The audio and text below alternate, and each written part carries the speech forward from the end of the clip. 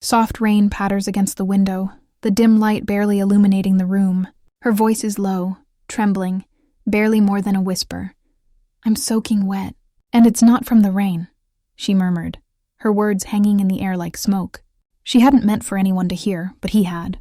He was standing there, silent, his presence commanding the small space. His gaze wasn't just on her face, it was on every inch of her, and she felt exposed in a way that made her heart beat thunder in her chest. She swallowed hard, trying to steady herself, but the electricity between them was undeniable. He stepped closer, slow, deliberate. Every movement spoke of danger, of control, and of a magnetic pull she couldn't fight. Her breath hitched when his fingers brushed against hers, a simple touch that left a trail of fire across her skin. Where are you listening to this story from? Drop a comment below and let me know. I love hearing from you. And if you're enjoying these Mafia boss romance stories, hit the subscribe button so you don't miss the next one. He leaned in, his voice a low, velvety growl. "Do you even realize what you just said?" The words were both a warning and a promise. She felt it. The danger, the thrill, the pull of something forbidden and irresistible. Her knees went weak as he circled her slowly, the storm outside echoing the storm inside her. Every nerve screamed, every instinct told her to run, and yet, she didn't move. She couldn't. Not when his gaze was like fire, not when the tension coiled between them so tightly it was almost unbearable. And yet, he whispered, so close now she could feel his breath against her ear. "You want this, don't you?" Her lips parted, the answer already forming. Even before she had the courage to speak, she had stepped into his world, and there was no turning back. He reached for her hand, and she realized that in that moment, everything she thought she knew about control, desire, and danger was about to change forever. The first time I saw him, I knew I was in trouble. Not the kind of trouble you could fix with a phone call or a sudden decision. The kind that made your stomach twist and your pulse race. The kind that whispered danger so sweetly it almost felt like a drug. It was late, the city outside dripping with rain and neon reflections. I had taken shelter in a quiet cafe, trying to pretend the storm outside wasn't matching the storm inside me. That's when he walked in. The room seemed to shrink the second he entered, as if the air had learned to bend around him. He was tall, impeccably dressed, and carried a weight, a presence that made people notice without even realizing it. His eyes found me before I even saw him properly. Dark, piercing, and sharp enough to cut through the dull hum of the cafe. My chest tightened, a mixture of fear and curiosity dancing in my veins. I looked away, trying to pretend I wasn't staring. I failed. He smiled, just a twitch at the corner of his mouth, and something inside me shivered. The kind of shiver that tells you, yes, you're about to make a decision you'll never forget. And then, he was there, standing in front of me, like he had appeared from the shadows themselves. "You're not from around here, are you?" His voice was low, smooth, commanding, the kind that wrapped around your spine and made your body respond before your mind could catch up. No, I stammered, my voice smaller than I wanted it to be. He tilted his head, studying me like a piece of art he hadn't quite figured out yet. "Interesting," he said simply. And that was it. That one word carried weight, heavy and magnetic, drawing me in like I was powerless to resist. I wanted to get up, leave, pretend I hadn't noticed the way his eyes lingered on me. But I couldn't. Not when he took a step closer, and the heat between us sparked like a storm in a dry forest. My hands curled around my coffee cup, gripping it tighter than necessary, trying to anchor myself. "You're alone?" he asked, almost casual, but his gaze was relentless. "Yes," I admitted, my voice barely a whisper. A slow smile spread across his face, one that hinted at secrets, danger, and something I wasn't supposed to want. "Good," he murmured, "because I don't do ordinary, and neither do you, I think." My heartbeat sped up, awareness flooding every nerve. He was dangerous. I could feel it in my bones, and yet something inside me, a reckless part of me, wanted him closer, wanted to see just how far this could go. Before I could respond, he leaned in slightly, just enough for me to feel the faint brush of his presence. "Careful," he warned softly. Getting involved with me changes everything. I didn't move away. I couldn't. And deep down, I knew that I didn't want to. That was the moment I realized my life, my heart, everything, was about to spin into a world I wasn't ready for, but desperately needed. He showed up again the next evening. Same cafe, same table, same dark suit that looked like it had been cut to fit only him. I told myself it was a coincidence, but the look in his eyes told me otherwise. He didn't ask if he could sit. He just did. His confidence filled the room like smoke, thick and impossible to ignore. The air between us crackled. I tried to act calm, to hide the way my pulse betrayed me. But he noticed. He noticed everything. "You didn't tell me your name," he said, his tone calm but edged with curiosity. I hesitated. Maybe that's on purpose. He leaned back, a small smile tugging at his lips. Ah, the mysterious kind. His eyes didn't move from mine. They held me there, pinned, like he already knew what I was thinking before I did. I should have looked away. I didn't. There was something about him, his stillness, his certainty, that pulled at me, even when I knew it shouldn't. The waitress came by, nervous, her eyes darting between us. He ordered for both of us without even asking what I wanted. Normally that would have irritated me. But coming from him, it didn't. It just felt inevitable. "So," he said when she left, his voice a little lower, almost playful. "You came back." "I like the coffee," I lied. He chuckled, a deep, quiet sound that slid right beneath my skin. "No, you like danger." The words hit me like a slow wave. I wanted to deny it, but I couldn't. Not when he said it like that. Not when every part of me responded to his presence. "You don't even know me," I said softly. He leaned forward, elbows resting on the table, his gaze sharp, direct. "I know enough. I know the look in your eyes when you want something but you're too afraid to admit it." My breath caught. The room faded around us. It was just him. His voice, his stare, his quiet command that made the air thicken with something unnamed. "You think you know what you're doing?" he continued. "But you don't. You're standing on the edge of something you can't control, and I..." He paused, eyes narrowing just slightly. "I don't save people who fall. The words should have scared me. They didn't. They thrilled me. I'm not looking to be saved," I whispered. For the first time, he smiled. A real one, small but dangerous. "Good." Silence stretched between us, heavy and alive. His hand brushed against mine, slow, deliberate. Just a touch, but it felt like lightning. I didn't pull away. I let it happen. And in that quiet cafe, surrounded by strangers who had no idea what was unfolding between us, I realized something that made my heart race. He wasn't chasing me. He was letting me come to him, and I already was. I told myself I wouldn't see him again. That I'd go home, forget his voice, forget the way he looked at me like I was something he'd already decided to claim. But lies have a way of tasting sweet at first. 2 nights later, I found myself walking toward the same cafe. I told myself it was just for the coffee, but deep down I knew I was looking for him. For that feeling, that rush, he was there. Of course he was, sitting in the corner, jacket off, sleeves rolled to his forearms, glass of whiskey untouched in front of him. His eyes met mine before I could even breathe. And just like that, I was caught again. "You're late," he said, his tone casual but commanding, like he owned time itself. "I wasn't aware we had plans," I replied. Trying to sound steady, he smiled faintly. "We do now." Before I could respond, he stood up, placed a few bills on the table, and walked toward the door. He didn't ask me to follow.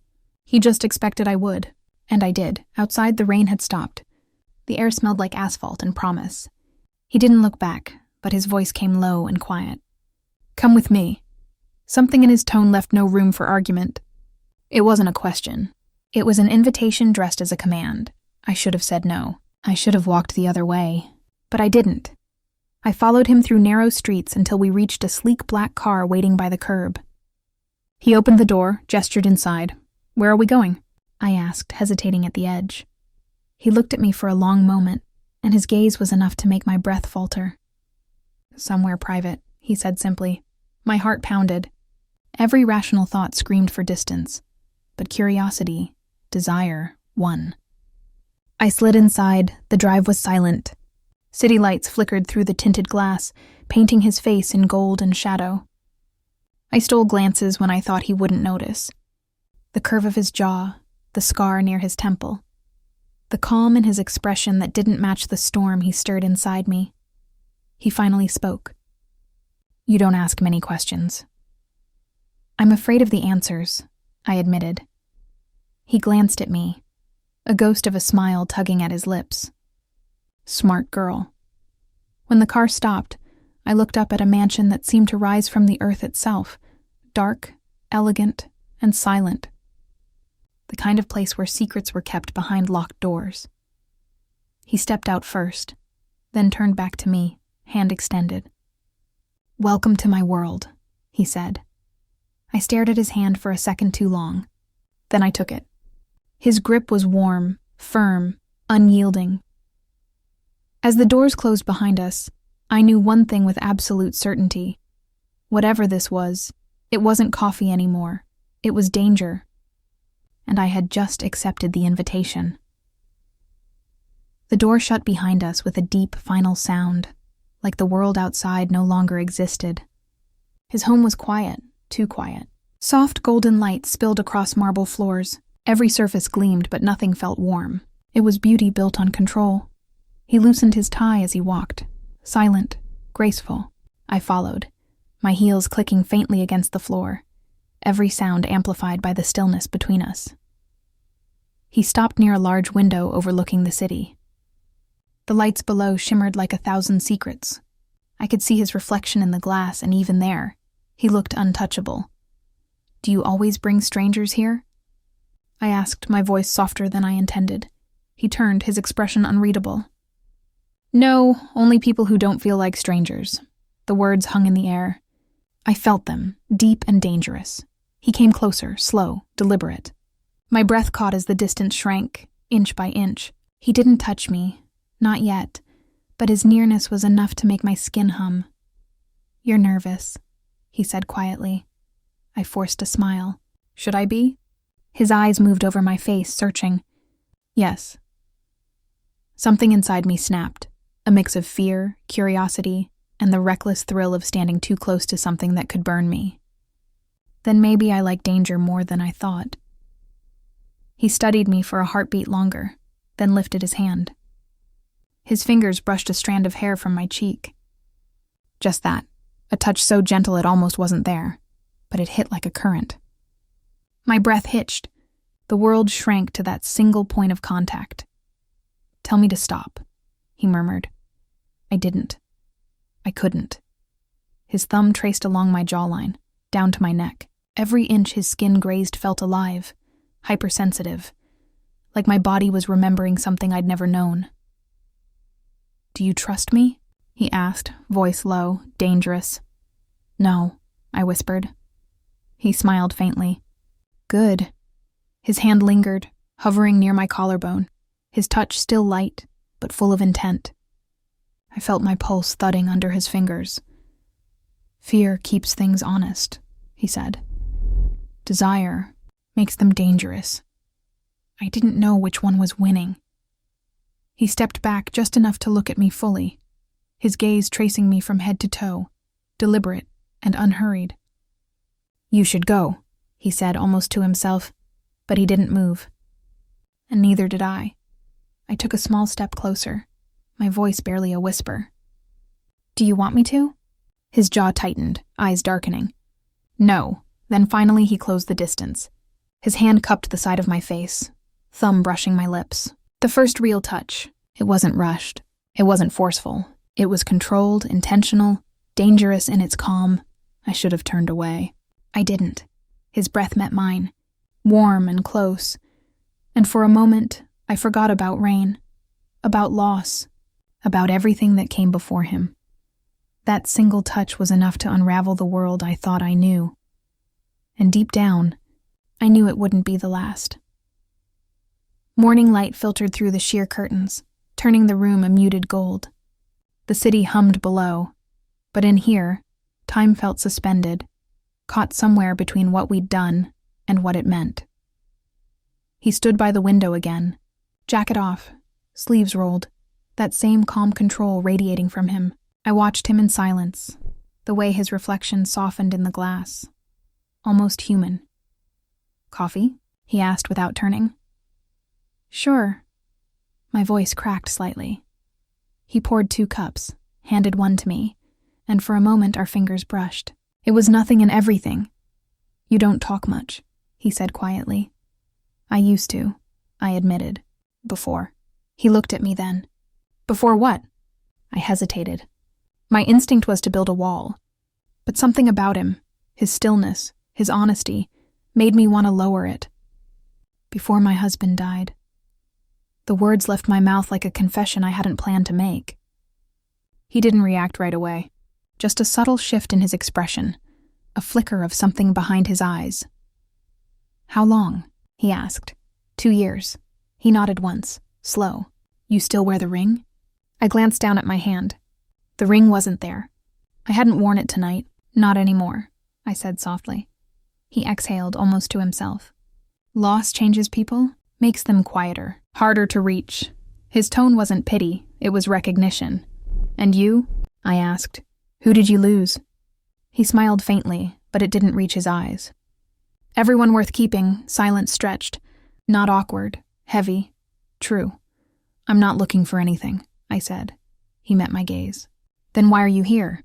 I didn't have an answer. Maybe I just needed to feel something again. Maybe I wanted to remember what it was like to be touched without thinking about the past. "I don't know," I whispered. He stepped closer, slow enough to give me time to stop him. I didn't. His hand lifted, hesitated midair, then rested lightly against my cheek. "You don't have to know," he said. "Just don't lie to yourself about what you want." My eyes burned unexpectedly. I looked away, blinking fast, but he caught my chin, gently turned me back. "No force, just certainty." "You hide behind grief," he murmured. "But you're not broken. You're afraid of what happens when you stop pretending to be." The words hit harder than they should have, maybe because they were true. He dropped his hand, stepped back, giving me space. "Finish your coffee," he said, softer now. "You'll feel better." But as he walked away, I knew that wasn't possible. Not anymore, because he'd seen through me completely, and nothing feels safe after that. The sky outside was dark again, heavy with the kind of rain that never really stopped in this city. The sound of it against the windows filled the silence between us. It wasn't awkward, just charged, like the quiet before lightning strikes. He stood near the piano, sleeves rolled, hair slightly disheveled from running his hand through it too many times. I sat on the couch, cup in hand, pretending to focus on the flicker of candlelight instead of the man who made the air feel too small. Neither of us said it, but we both knew something had shifted. The lines between grief and desire, fear and want, they'd blurred. He broke the silence first. "You keep looking at me like you're waiting for something." I swallowed. Maybe I am. He didn't move at first, just studied me, his gaze tracing every part of the space between us. Then, slowly, he crossed it. Every step deliberate, unhurried. He stopped only when he was close enough for me to feel the warmth from his body. "Tell me to stop," he said again. Voice low, steady. I didn't. He reached out, touched my hair, his fingers sliding a strand behind my ear. That single touch carried everything neither of us could say. Loneliness, danger, curiosity, need. For a moment, we just stood there, breathing, watching. The world outside faded into rain and shadow. Then he leaned closer, his voice brushing my skin like a secret. "You don't have to run from what you feel," he whispered. The space between us disappeared. It wasn't fast. It wasn't planned. It was the quiet surrender of two people who'd been holding their breath too long. His hand rested lightly against my back, guiding me closer, grounding me when my heart threatened to break through my ribs. It wasn't about control anymore. It was about something real. Fragile, unspoken, human. When he finally pulled back, his forehead rested against mine. Neither of us spoke, We didn't need to. The silence said everything. Outside, thunder rolled somewhere in the distance. The storm had moved closer, but so had we. And for the first time in years, I didn't feel empty. I felt seen. He brushed his thumb across my cheek, gentle this time. "You're trembling," he murmured. I know, his eyes softened. "You don't have to be afraid." "I'm not," I said quietly. "Not of you." He smiled faintly, the kind that made my chest ache. Then he whispered, "Good." The rain kept falling. The candles flickered, and the city outside disappeared behind a haze of warmth and breath and unspoken promises. And in that stillness, I realized something simple. It wasn't the danger that had pulled me to him.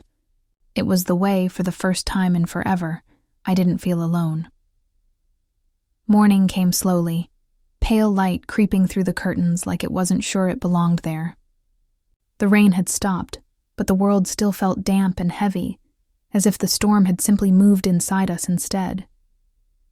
He was already awake, sitting at the edge of the bed, buttoning his cuffs. His movements were precise, controlled.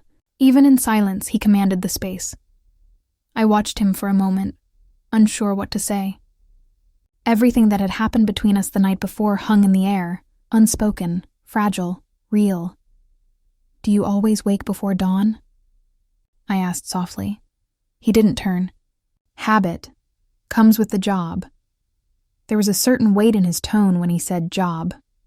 I wanted to ask what that really meant, but I already knew better. Some answers you don't want spelled out. When he finally faced me, his expression had changed. The softness from the night before was gone, replaced by something sharper, harder. The man I'd met at the cafe was back. The boss, the shadow, the man people whispered about. "You should get dressed," he said simply. Something in his voice made me sit up straighter. It wasn't cold, it was distant, like a wall had gone back up. "You regret it," I said quietly. His eyes flickered, but his voice stayed calm. "I don't regret anything, but I don't repeat mistakes either." The words stung, even though part of me knew this was who he was. Power wasn't something he shared. It was something he wore, like his suit, perfectly fitted and impossible to take off. I stood, wrapped the sheet around me, and crossed the room until I stood just in front of him. "You think letting someone in makes you weak," I said.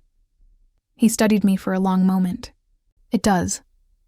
"Then you're lying to yourself," I whispered. "Because what happened last night didn't make you weaker. It made you human." For a heartbeat, something cracked in his expression, but then it was gone. "You're brave," he said, almost as if it surprised him. "I'm just not afraid of you," I replied. That earned the smallest smile, the kind that was more dangerous than any threat. "You should be." He reached out, his fingers brushing against my wrist. It wasn't rough, but it carried authority, the unspoken reminder of who he was. The touch lingered, a mix of warning and temptation. "You step into my world," he said quietly, "and the rules change. Out there you choose, in here you don't." I met his gaze, steady. "Then maybe it's time someone broke your rules." For the first time he laughed, a low, genuine sound that sent a chill through me. "Careful," he murmured. "I might start liking you for it." He let go of my wrist and stepped back, giving me that half smile again. "Get dressed. We're going out. Where? To see what kind of trouble you really are." The car moved through the city in silence, the sound of tires over wet asphalt filling the space where words should have been. He sat beside me, composed as always, eyes forward, one hand resting casually on the steering wheel. You'd never guess what the night before had been, what it had meant. I wanted to ask where we were going, but something about his quiet focus made me stay still. He wasn't the kind of man you interrupted. We ended up by the docks, empty, gray, a ghost of the city's heartbeat. The air smelled of salt and iron. Seagulls cried somewhere in the distance. He got out first, and I followed, the wind tugging at my hair. He didn't speak for a long time, just stared out at the dark water.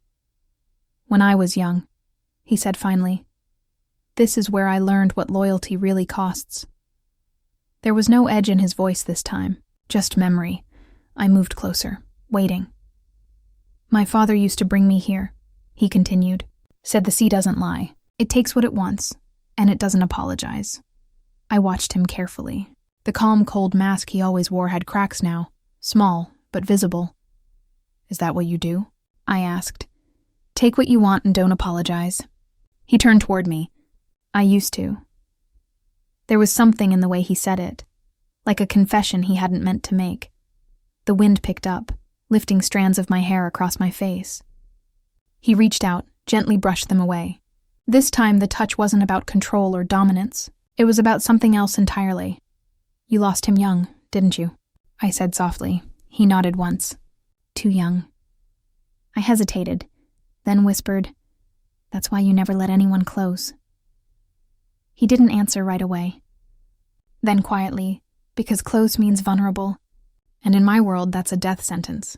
We stood there, the city lights flickering behind us, both of us pretending we weren't trembling for different reasons. You don't scare me, I said finally. He looked at me, something sharp and unreadable in his eyes. You should. I think, I said, taking a slow step closer. You're scared of me. That made him smile.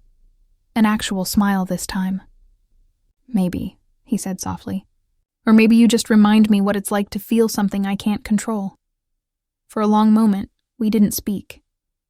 The wind howled, the waves hit the pier, and all I could hear was the rhythm of my own heartbeat. Then he said, almost to himself, You don't belong in my world, but if you stay long enough, it'll change you. Maybe that's the point, I whispered. He looked at me then, really looked at me, and something in his eyes shifted. The danger was still there, but now so was something else. Something real. And in that quiet, cold place by the water, I realized I wasn't just drawn to him anymore. I was starting to understand him. That was far more dangerous. That night, the city glittered like temptation. We were back at his club, the Marrow, a place pulsing with money, music, and power. It was the kind of place where everyone smiled, but no one felt safe. He walked in ahead of me, shoulders squared, the crowd parting like he owned the oxygen in the room. Maybe he did. Every eye followed him. Some in awe, some in fear. I followed quietly, aware of the stares shifting from him to me. Women in designer dresses glanced my way, a mix of curiosity and calculation. They knew him, maybe too well. One of them approached, all confidence and perfume. Dominic, she said with a smile that dripped history. You disappeared. He gave her that half smile that used to make my stomach twist.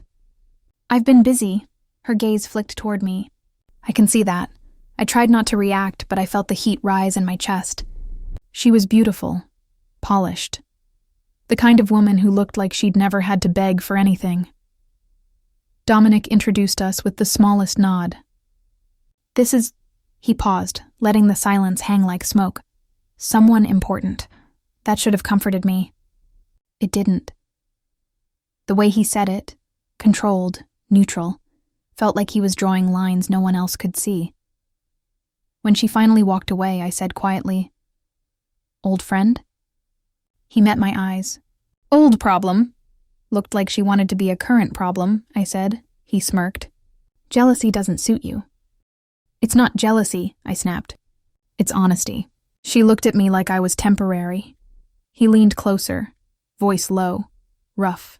Everyone in my world is temporary, except me. There it was again. That wall, that impossible pride that kept him untouchable. I hated it. I admired it. I wanted to break it. Then maybe you should learn what permanence feels like, I said. His jaw tightened, eyes flickering with something dark. Careful, he said softly. You're talking like someone who thinks she can change me. Maybe I already am. The air between us thickened, tension sharp enough to taste. For a moment, neither of us moved. Then, without warning, he stepped back. Stay close, he said, his tone suddenly clipped. You don't know who's watching. That's when I noticed. The men in suits at the corners of the room, the subtle hand signals, the way the air itself seemed to hum with danger. Something was happening. "Dominic," I whispered. "What's going on?" He didn't answer. His hand found mine, firm, possessive. Not now. And as he led me toward the back hallway, his grip tightened just enough to remind me, this wasn't just about jealousy. This was about control, about power, and maybe about love, the kind that burns everything in its way. The hallway behind the marrow was narrow and cold, lined with mirrors that reflected fragments of our faces, his sharp, unreadable, mine tense and uncertain. The noise of the club faded behind us, replaced by the echo of footsteps and the low hum of the city outside. He stopped suddenly, turning toward me. "Stay here." His voice was flat, commanding, the kind that made you obey before you even thought to argue. "Dominic." He cut me off with a look. "Please." It was the please that scared me. He almost never used that word. I nodded, and he disappeared through a side door, leaving me alone in the silence that felt too heavy to breathe in. Minutes passed. Then voices, raised, sharp, angry. One of them was his. The other, I couldn't tell. I edged closer. The door cracked open just enough for sound to spill through. "You think I wouldn't find out?" Dominic's voice was low, controlled. Too controlled. A man laughed. "You've got soft, Moretti. The widow's making you weak. Everyone can see it." My heart froze. Dominic's reply came, quiet but lethal. "Careful how you talk about her." The other man's voice turned mocking. "Why? She's not one of us. She doesn't belong. You used to know better than to fall for someone like that." There was a pause. Then the sound of a fist connecting with flesh. A grunt. Then silence. I pushed the door open before I could stop myself. The man, tall, broad, his lips split and bleeding, staggered back against the wall. Dominic stood over him, eyes cold, knuckles red. When he saw me, something flickered across his face. Not guilt. Not surprise. Something deeper. "You shouldn't be here," he said quietly. I looked between them. "What's happening?" The bleeding man wiped his mouth, smirking. "Ask your boyfriend. He's got enemies, sweetheart. And some of us used to be his friends." Dominic moved faster than I could blink, his hand at the man's collar, shoving him hard against the wall. "You talk again, and you don't leave this room alive." The man just laughed, low and bitter. "You already lost, Dominic. She's your weakness, and they'll use her, like they use everyone." Then Dominic released him, suddenly, completely, and the man stumbled out the back door into the rain. The silence after was unbearable. "Is it true?" I whispered. "Because of me. They'll come for you?" He looked at me, the exhaustion showing now in his eyes. "They already were. You just gave them another reason." "Then why not push me away?" He shook his head. "Because I tried. And failed." The words hit harder than any confession could have. Then he said, almost to himself, "You don't understand. In my world, love isn't protection. It's ammunition." I stepped closer, trembling. "Then let them come. I'm not leaving." For a long moment he didn't move. Then, almost against his will, his hand brushed my face, soft, fleeting, dangerous. "Then you're braver than I deserve," he whispered. And outside, thunder rolled again, like the storm we thought had passed was only just beginning. The storm returned that night, loud, violent, relentless. The kind of storm that didn't just drench the city, but swallowed it whole. We were back at his penthouse, the windows rattling with every strike of thunder. He stood near the glass, hands in his pockets, watching the city disappear behind sheets of rain. I could see it in his face, the distance, the calculation.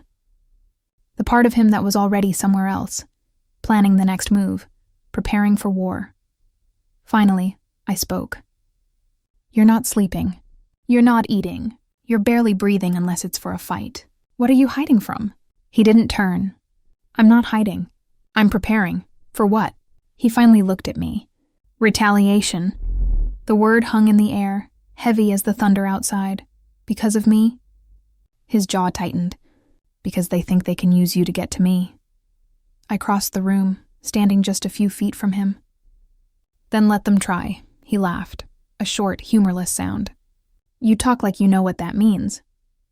I don't have to, I said. I just know I'm not running. He stepped closer. You should, I shook my head. You told me once that love is ammunition. Fine, then use it. But don't lock it away like it's poison. That stopped him. His eyes softened. Just for a second. You don't understand, sweetheart, he said quietly. In this life, the people I love don't survive. Then maybe it's time to change your life, I whispered. Outside, lightning flashed, reflecting off the glass and catching the tattoo on his neck, the black ink twisting like a ghost of his past.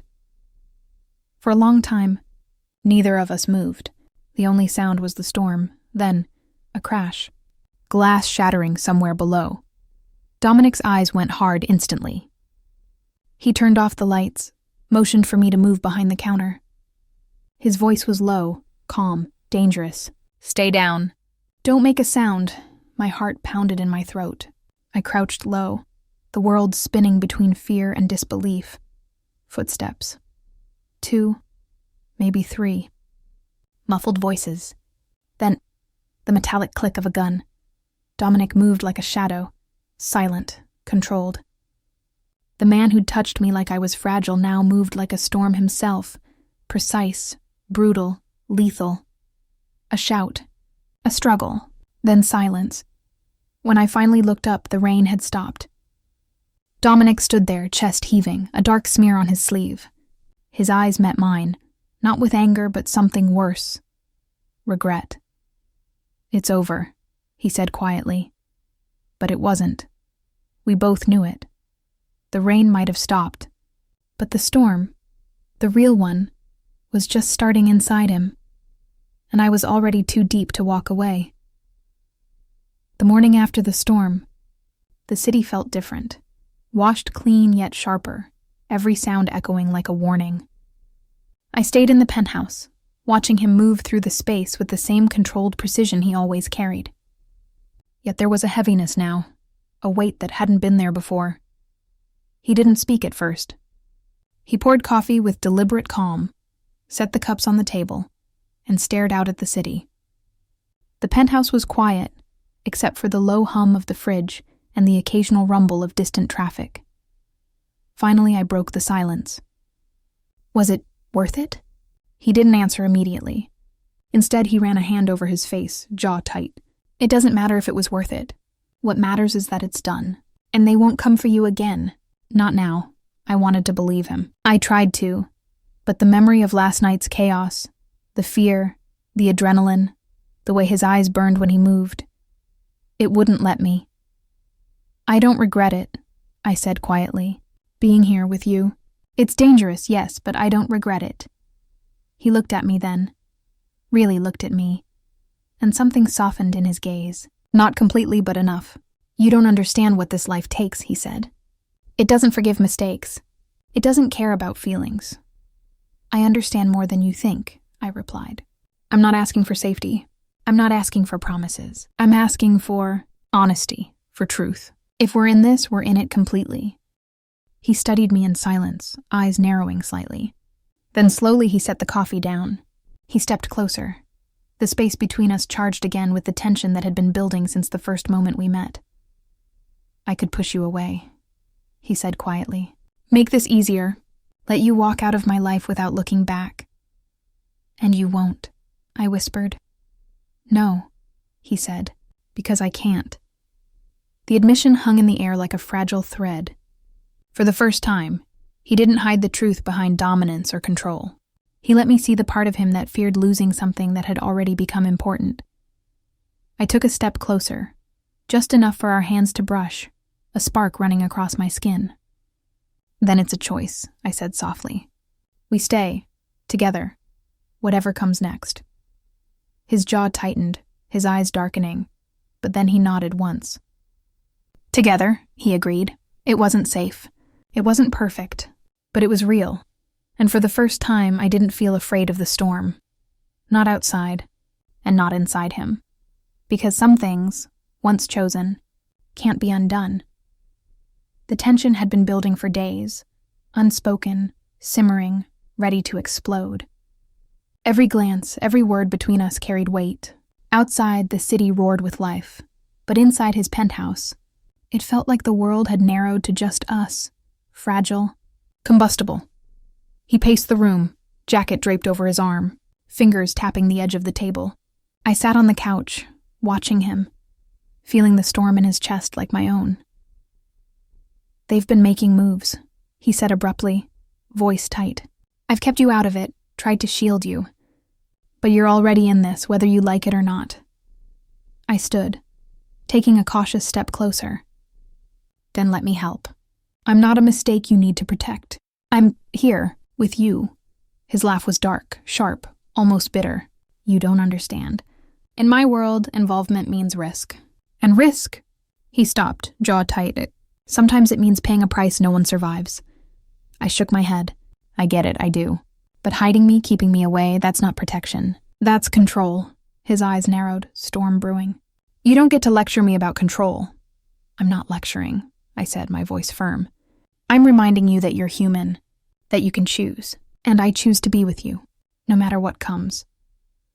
For a long moment he studied me, the tension in his jaw, the subtle tremor in his hands, the only crack in the armor he'd built around himself. Then the doorbell rang. He froze. That subtle shift, the trained reaction of a man who had seen too much, told me something was wrong. He moved fast, pulling me behind him as he peeked through the curtains. Outside, 2 figures lingered in the rain-soaked alley, watching, waiting. "They're not leaving," he murmured. I felt my pulse spike. "Then we face them?" He glanced at me, expression unreadable. Then, with a firm nod, "Together." Minutes later, we were outside, shadows moving in the rain, his presence beside me a shield I could feel in every nerve. Every instinct screamed danger, but I didn't step back. "You shouldn't be here," he said, low and controlled, almost a warning, almost a plea. "And yet I am," I whispered. He looked at me, that dangerous, unreadable expression I had come to crave. And for the first time I saw something behind it. Trust. A silent acknowledgement that we were in this together, storm or no storm. The men approached, tense and calculating. Dominic's stance shifted, the storm in his eyes returning, more intense than ever. But he didn't look away from me once, and in that moment I understood. The conflict, the danger, the chaos outside. None of it mattered as long as we faced it side by side. Whatever happened next, we were no longer just 2 people in a story. We were a force, and nothing, not fear, not betrayal, not enemies, would pull us apart. The rain had eased by the time the confrontation ended, but the air still hummed with leftover violence, the kind that never really disappears, only hides in the corners. Dominic and I stood in the alley, both breathing hard, both silent. The men were gone. Whatever business had brought them there was settled, not cleanly, but decisively. He wiped his hands on his sleeve, the tension still tight in his shoulders. "You shouldn't have been part of that," he said finally, voice low, steady and rough. "I was part of it," I replied quietly, "whether you wanted me to be or not." He turned to face me, rain still dripping from his hair, his eyes dark under the flickering streetlight. "You don't get it, do you? Every time you step closer, you make it harder for me to protect you." I shook my head. "And every time you try to protect me, you forget I didn't fall for a savior. I fell for you, the man who doesn't ask for help, but gives it anyway." That made him pause. The defiance in his face faltered, replaced by something quieter. Weariness, maybe even acceptance. He stepped forward slowly until he was close enough that I could feel his breath against my cheek. "You make me forget the rules," he said softly, "and I've lived my whole life by them." "Then break them," I whispered. He let out a shaky laugh, one of those rare moments when the wall between us thinned. "You don't know what you're asking for." "I do," I said. "I'm asking you to stop surviving and start living. With me. For a long, fragile second, neither of us spoke. Then he reached up, cupping my face in both hands. His touch wasn't possessive this time. It was reverent, careful. Like he finally realized how close he'd come to losing something he didn't even believe he deserved. "You've changed everything," he murmured. "Good," I said. "Maybe it's about time someone did." He smiled, small, real, tired. "You're trouble. Then why do you look at me like I'm the only thing keeping you sane?" He didn't answer. He didn't need to. Instead, he leaned in, resting his forehead against mine. For once, the silence between us wasn't tension. It was peace. The city kept moving around us, but for that moment, we weren't the widow and the Mafia boss. We weren't danger and consequence. We were just two people, standing in the wreckage of everything we'd survived, daring to imagine something more. When he finally spoke again, it was almost a whisper. "It's not over." "No," I said. "But maybe it doesn't have to end badly." He nodded once, quietly. "Then let's see how far this goes." And for the first time, the future didn't look like a threat. It looked like a promise. The sun broke through the clouds the next morning. Soft, golden, uncertain. It had been so long since either of us had seen daylight without fear that it almost felt unreal. Dominic stood by the window, shirt sleeves rolled up, the city sprawling beneath him like a kingdom he never wanted but could never leave. There was something different about him now. Quieter, steadier, like a man finally ready to face what he'd been running from. I joined him, coffee in hand, the air still thick with the ghost of last night's chaos. For the first time, though, it didn't feel like it was chasing us. He glanced over his shoulder, a faint smile tugging at the corner of his mouth. "You're still here," I smirked. "You sound surprised." "Maybe I am," he said. "Most people who get close to me don't stay long." "Well," I said softly, stepping closer. "Maybe I'm not most people." He looked at me then. Really looked. And for once there wasn't a hint of calculation in his eyes. Just warmth. Just truth. "I used to think love was a weakness," he said quietly. "Something that distracted you, made you vulnerable. And now?" He exhaled slowly. "Now I think it's the only thing that ever made me human." That silence again. But this time, it was full of peace instead of tension. I reached for his hand, and he didn't pull away. Instead, he turned his palm up, fingers interlacing with mine. That simple gesture, more than any vow, more than any word, felt like everything we'd fought for. "What happens now?" I asked. He thought for a moment. "Now we rebuild, slowly, carefully, no lies, no shadows. And if the past comes back?" He smiled, small, dangerous, and honest. "Then we face it, together." The way he said together made my chest ache. It wasn't a promise of safety. It was a promise of truth. Outside, the city was alive again. Sirens, horns, voices, life. And for the first time, it didn't feel like something to escape. It felt like something we could belong to. He turned to me, brushing a stray hair from my face, his voice low. "You changed everything, you know." "So did you," I whispered. He tilted his head, eyes soft. "You regret it?" I shook my head. "Not for a second." He leaned in, his forehead resting against mine, his voice barely above a whisper. "Then maybe this is what forever looks like for people like us." And as the city woke up around us, the storm finally gone, I realized something simple and terrifying. Love didn't save us. It remade us, one choice at a time, one scar at a time, one heartbeat at a time, and maybe, just maybe, that was enough. The city lights fade, but the story, our story, is far from over. Dominic Moretti, the legend, the danger, the man who walks between shadows and desire, and me, caught in a world I never imagined, yet can't escape. If you want to see what happens next, if you want to follow every dangerous twist, every forbidden moment, every heartbeat, don't miss a single chapter. Where are you listening to this story from? Drop a comment below and let me know. I love hearing from you. And if you're enjoying these Mafia boss romance stories, hit the subscribe button to BRD Stories Hub so you never miss the next thrilling chapter. Because this story isn't over, and neither is the danger, the desire, or the love.